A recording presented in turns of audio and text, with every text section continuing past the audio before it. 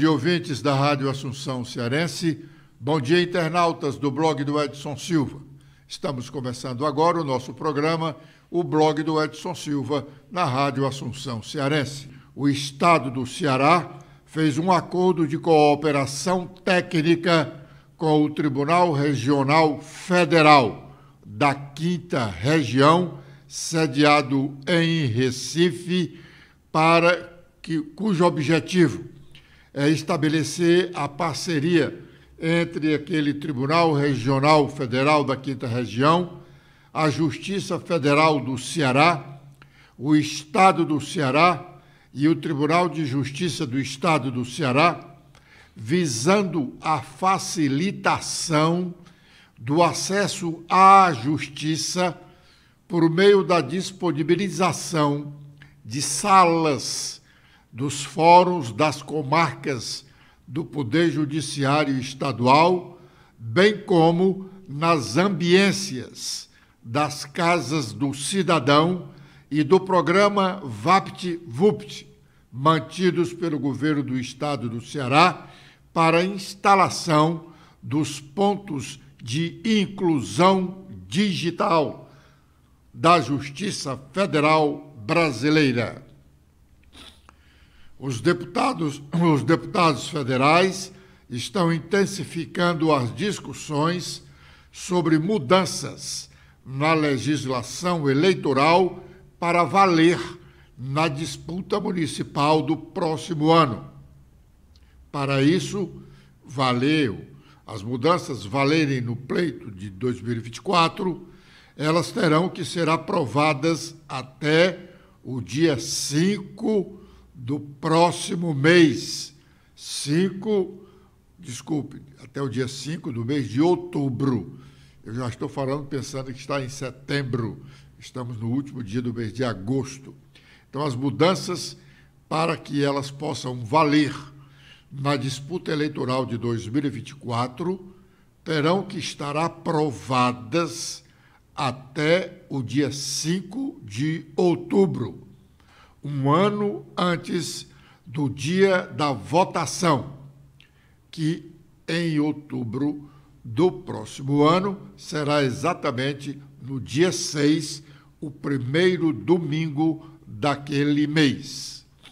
Nas últimas horas, foram muitas as discussões sobre as mudanças, segundo registra o noticiário oficial da Câmara dos Deputados. Stephanie. Olá, Edson. Olá, internautas do blog do Edson Silva. O grupo de trabalho da mini-reforma eleitoral promove novamente nova audiência pública nesta quinta-feira para ouvir representantes agora da Associação Nacional dos Membros do Ministério Público, Movimento de Combate à Corrupção Eleitoral e advogados e especialistas em direito eleitoral. A oitiva será realizada a partir das 14 horas no plenário 4. O relator do colegiado, o deputado Rubens Pereira Júnior, disse que o grosso da reforma política já foi feito. Agora é o fino, são os ajustes, por isso que temos que ter certeza de que, como não serão mudanças tão grandes, nós conseguiremos satisfazê-las num curto prazo, afirmou o relator. Em Brasília, hoje, um fato inédito vai acontecer a partir do início da tarde, envolvendo política e polícia. É que a Polícia Federal, simultaneamente, isto é, ao mesmo tempo, vai tomar vários depoimentos sobre um mesmo inquérito: o desvio de presentes dado por governos estrangeiros ao governo brasileiro no período do ex-presidente Jair Bolsonaro. Presentes esses que foram levados para casa do próprio ex-presidente. E alguns desses presentes até vendidos no exterior. Vão ser ouvidos em salas separadas, no mesmo horário, além do ex-presidente Bolsonaro, a ex-primeira-dama Michele Bolsonaro, o coronel Mauro Cid, ex-ajudante de ordens de Bolsonaro, e outros servidores do Palácio do Planalto e do Palácio da Alvorada. Isso é uma demonstração de que os homens públicos não merecem nenhuma confiança. Esses depoimentos simultâneos são exatamente feitos para evitar que os investigados troquem informações e definam o que irão dizer sobre o mesmo fato. Lamentável. Por seu turno, deputados federais e senadores, integrantes da CPMI, Comissão Parlamentar Mista de Inquérito, que apura a responsabilidade por ações ou omissões de agentes públicos nos atos de vandalismos ocorridos em Brasília no dia 8 de janeiro passado, quando foram quebradas partes das dependências dos 3 poderes da República: Legislativo, Executivo e Judiciário. A CPMI está ouvindo o general do Exército, ex-dirigente do GSI, o grupo que cuida da segurança pessoal do presidente da República e dos palácios do governo, Gonçalves Dias, conhecido como G. Dias. E por aqui, ontem, os deputados estaduais, integrantes da CPI da COELCE, fizeram a primeira sessão pública.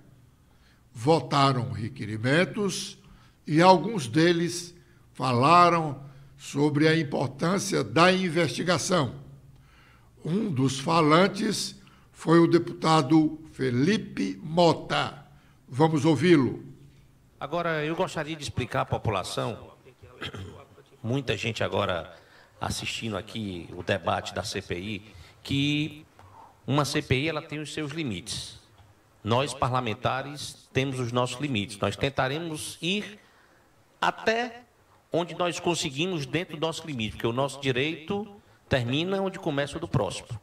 Então, nós precisamos saber e informar a população, colocar muito claro isso nas nossas redes sociais, na imprensa, divulgar que isso é o início de um grande trabalho. Concordo com Vossa Excelência que eu não havia escutado na legislatura anterior nada sobre negociação da Enel. Depois é que apareceu aí uma tal negociação São Paulo e Ceará. Escutei também no mercado que queriam vender o Ceará para poder investir em São Paulo. Então, tudo isso gerou um desconforto e fez com que os cearenses perguntassem: quer dizer que esses caras brincam com a cara dos cearenses, brincam com o setor produtivo, com os municípios, e vocês não vão dar resposta nenhuma? Essa é a pergunta que a sociedade faz a nós, deputados. E cabe agora, em cima do seu trabalho, eu vou ler isso aqui, Guilherme, porque eu gosto de me embasar, primeiramente. Eu tinha pedido ao presidente Fernando Santana que a sua apresentação era importante, que os relatórios que foram proferidos aqui por Ministério Público, por AS, são de suma importância para nós, para daí nós formatarmos uma ideia. Por quê? Existem perguntas lá fora também. Vocês começaram a CPI. E quem é que vai assumir caso a Enel queira deixar o contrato imediato? Se nós colocarmos uma outra negociação, um novo leilão, a caducidade do contrato, o que o Ceará ganhará a partir do momento disso? Nós teremos novos investimentos? ou nós não seremos acusados como fomos irresponsavelmente, e vou dizer aqui. Não sou e nem quero ser pessimista, mas confesso que sou cético em relação ao fim dessa comissão parlamentar de inquérito, que foi formalizada em fevereiro passado e só agora está realmente instalada. Olha que se, de repente, o Estado do Ceará pode sair prejudicado, sobretudo financeiramente, com o resultado final dessa CPI. Atenção, os cearenses precisam estar atentos, acompanhar o trabalho dessa comissão parlamentar de inquérito na Assembleia. Bom, agora é o momento de sabermos quais as nossas manchetes. Letícia. Olá, Edson. Olá a todos que acompanham o nosso programa desta quinta-feira. Com as atualizações feitas no nosso blog, temos que Roberto Cláudio e André Figueiredo contestam Evandro Leitão. Roberto insinua que o deputado estadual mentiu. Ontem, ao anunciar a sua saída do PDT, o deputado Evandro Leitão disse que não contou com um único centavo do partido nas eleições passadas e disse ser difícil de compreender um deputado que tinha uma condição razoavelmente favorável, presidente de um poder, não receber recursos para a sua campanha. O desfile do dia 7 de setembro, em Brasília, terá como tema a democracia. Cerca de 200 autoridades e convidados são esperados na tribuna de honra do presidente, entre ministros, chefes de poderes e representantes das Forças Armadas, e não há previsão de discurso do presidente da República durante esse desfile. Também sobre ele, Lula diz que erramos menos na gestão do país ouvindo o que o povo pensa. Durante discurso, o presidente destacou qualidade de participação social na construção do PPA, Plano Participativo Anual, e afirmou que a classe política deveria ter a humildade de dar mais espaço à sabedoria popular. Sobre o Bolsa Família, temos que o programa consumirá 685 bilhões de reais nos próximos 4 anos. O PPA é estabelecido por lei para vigorar por 4 anos, começando no segundo ano de mandato de um presidente e se prolongando até o final do primeiro ano do mandato do seu sucessor. Fernando Haddad nega que a equipe econômica pretende mudar meta zero de orçamento para o ano que vem. Não há nenhuma alteração de rota, o orçamento está pronto há 2 semanas. Não é uma coisa simples fazer um orçamento federal. Não dá para mudar nada às vésperas. Eu já falei para vocês, fiquem tranquilos, afirmou o ministro. Agora com os destaques nacionais, iniciando pelo Estadão, temos em principal destaque o caso das joias. O que esperar do depoimento simultâneo do ex-presidente Bolsonaro, de Michele, ex-primeira-dama, de Wossef e Mauro Cid na Polícia Federal? A oitiva coletiva foi uma forma utilizada pela PF para evitar a chance de combinação de versões e pode ser determinante para os próximos passos das investigações sobre venda de bens da Presidência da República. Com os destaques do Globo, temos em destaque a brecha para o Partido Liberal, veto do Partido dos Trabalhadores, o PT, somente a projeto bolsonarista divide o Diretório Nacional. E com as últimas da Folha de São Paulo, temos em principal destaque que a ABIN quer evitar novo caso de Gonçalves Dias, o depoente na CPMI de hoje, e propõe identificar quem acessa os seus relatórios. Muito bem. O deputado federal cearense André Fernandes, PL, o deputado André Fernandes foi o principal ator da instalação da Comissão Parlamentar Mista de Inquérito. A primeira assinatura no requerimento de instalação dessa Comissão Parlamentar Mista de Inquérito, a primeira assinatura, repito, é dele. Pois bem, o deputado André Fernandes agora está respondendo a processo disciplinar no Conselho de Ética e Disciplina da Câmara dos Deputados. É bom lembrar que o deputado André Fernandes foi deputado estadual na legislatura passada e também respondeu a uma investigação no Conselho de Ética da Assembleia Legislativa Cearense e chegou a ser condenado. A pena foi a mais leve possível. O deputado teve o mandato suspenso. As atividades do mandato dele foram suspensas por um período de apenas 30 dias. Agora ele corre o risco, não é um risco tão grave, mas é um risco de perder o seu mandato, porque ele é um dos bolsonaristas mais visados no Congresso Nacional. Ele é deputado federal. Pois bem, a propósito do fato de ele ser investigado lá no Conselho de Ética, juntamente com outros parlamentares, por razões diversas, motivou uma fala do presidente da comissão, o deputado baiano Lomanto Júnior. Vamos ouvi-lo. Conselho, 7 representações aqui no Conselho de Ética, a grande maioria delas Partido Liberal e PSOL. Alguns parlamentares têm me procurado justamente com a preocupação podemos chamar assim, banalização das representações que estão chegando ao Conselho de Ética.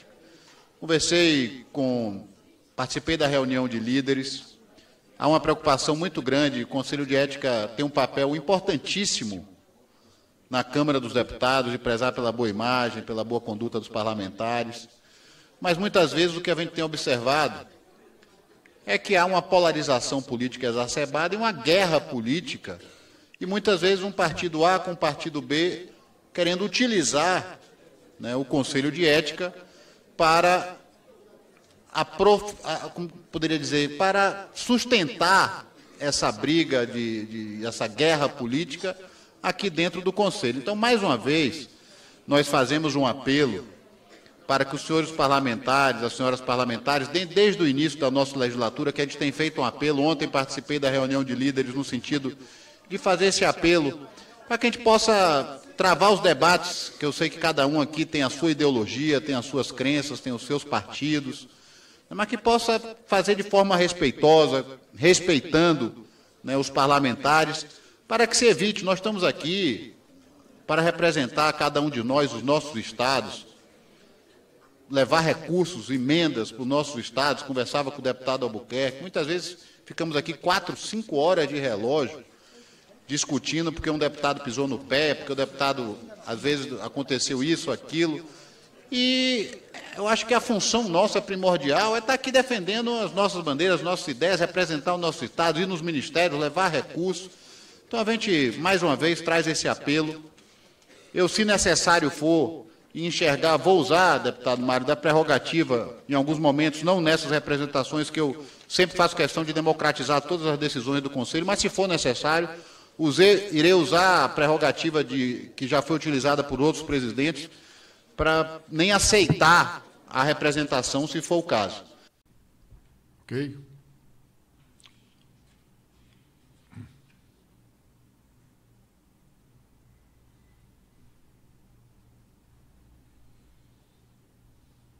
Bom, como nós dissemos anteriormente, os deputados federais e senadores, integrantes da Comissão Parlamentar Mista de Inquérito, estão reunidos agora tomando o depoimento do general G. Dias, que foi o primeiro chefe do GSI indicado pelo presidente Lula.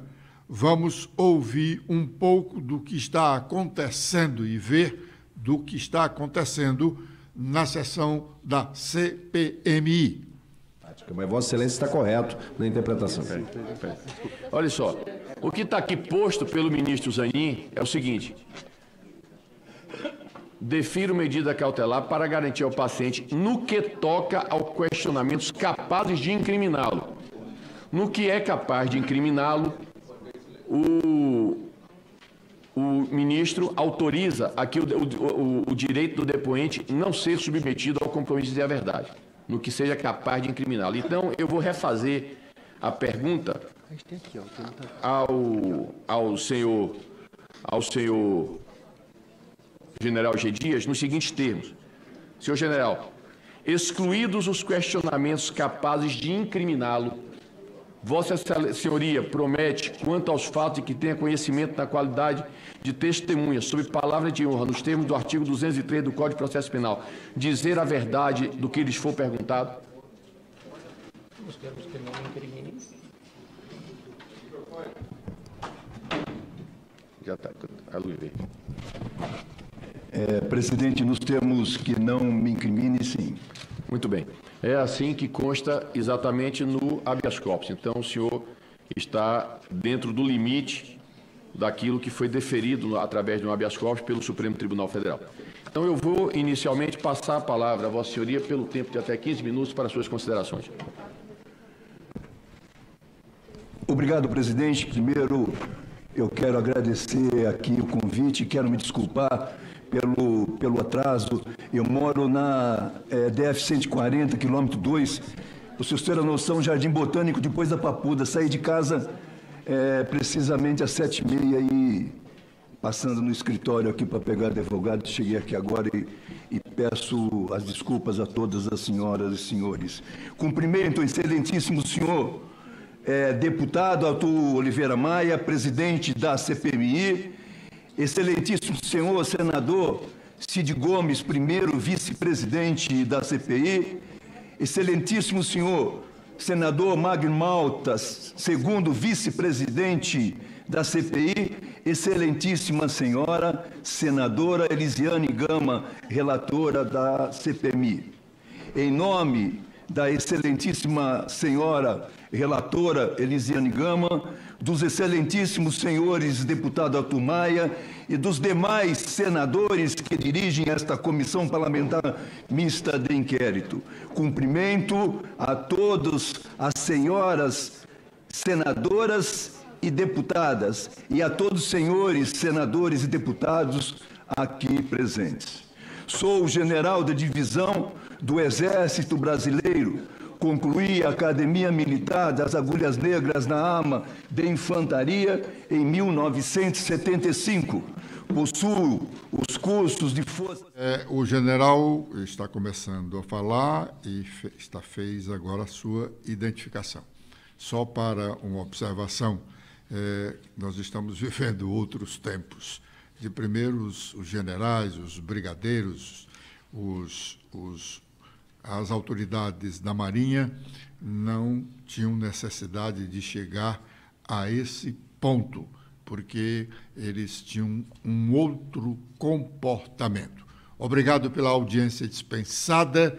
Amanhã nós estaremos com uma entrevista sobre as alterações que estão sendo discutidas no Congresso Nacional para a legislação eleitoral que vai orientar o pleito de 2024.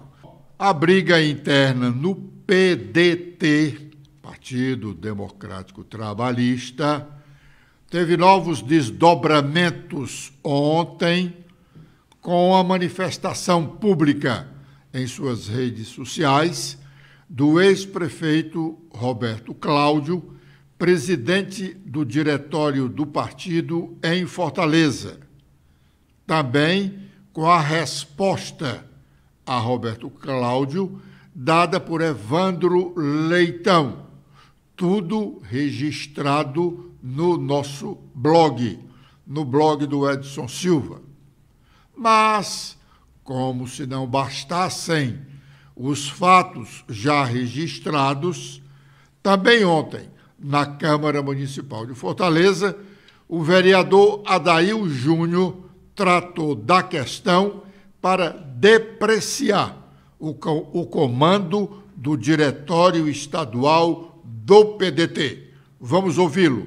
Vereador Didi Mangueira, Vossa Excelência estava naquela reunião do PDT, desse diretório rei faz de conta, fajuta, bosta, que ninguém deve levar em consideração, esse diretório estadual do PDT. Vossa Excelência estava naquela reunião que na mesa estava senador Cid Gomes, presidente André Figueiredo, ex-prefeito Roberto Cláudio, atual prefeito Sarto, Antônio Henrique. Quando me deram o microfone, que eu disse que esse diretório estadual do PT não presta para nada, porque tudo que eles decidiram na escolha do candidato do PDT, nenhum que votou contra ou que votou a favor seguiu a orientação do partido, que era votar no Roberto Cláudio. Foram votar foi em Elmano. E agora esse mesmo diretório faz de conta, esse mesmo diretório que não presta, não é exemplo para ninguém no Brasil a nível de política, não é exemplo para ninguém no Brasil, vereadora Cláudia Gomes. Naquele momento estava lá quase todos os deputados estadual, estava deputado federal, me lembro bem da presença do Roberto Monteiro, me lembro bem da presença do Mauro Filho, deputado federal, me lembro bem, acho que o Dilvan também estava, e eu disse com essas palavras: esse diretório não presta para nada. Se eu tivesse poder desse PDT, eu tinha instituído o diretório. Eu falei no microfone na frente de todo mundo, e essa mesa estava composta com esses membros que eu estou dizendo. Como é que é agora um diretório que decide, que escolhe o candidato a prefeito, que nenhum deles vem apoiar, que é Roberto Cláudio, quer exigir que tenha voz dentro do PDT? Não dá para entender, pessoal. A primeira coisa que os membros do diretório que votaram contra ou a favor da candidatura de Roberto Cláudio, para hoje estar exigindo o poder desse diretório, devem tomar um simancol. É uns cara de pau, meu irmão. Porque esse mesmo diretório, eu falei, isso aí devia ter repercutido na imprensa a minha fala. Mas já que não repercutiu, e eu estou como vereador da cidade de Fortaleza, eu venho lembrar, mais uma vez, vereador doutor Luciano, que esse diretório é um diretório faz de conta. Tenho nada contra o presidente Evandro Leitão. Eu estou me referindo à carta de anuência de alguns membros do PDT, do diretório, vem aqui com esse falso moralismo de dizer que a Nacional não atende o diretório estadual. Que diretório, meu irmão? Pior vergonha da política do estado do Ceará. Hoje é o diretório estadual do PDT. Bom, o discurso do vereador Adail Júnior está abaixo do nível, mas, sem dúvida, o senador Cid Gomes deve estar arrependido de ter feito o acordo com o André Figueiredo para dirigir interinamente o PDT cearense até o próximo mês de dezembro. Ele poderia estar na política sem estar sofrendo esta execração pública que tem sofrido ultimamente. Obrigado aos ouvintes da Rádio Assunção Cearense e internautas do blog do Edson Silva pela honrosa audiência. Amanhã, com a proteção de Deus, neste horário, a partir das 11h45, estaremos de volta. Letícia. Eu também faço meus agradecimentos a todos que acompanharam o nosso programa de hoje. Vocês podem ver mais notícias apontando a câmera do celular de vocês para este QR Code. Espero revê-los amanhã. Até lá!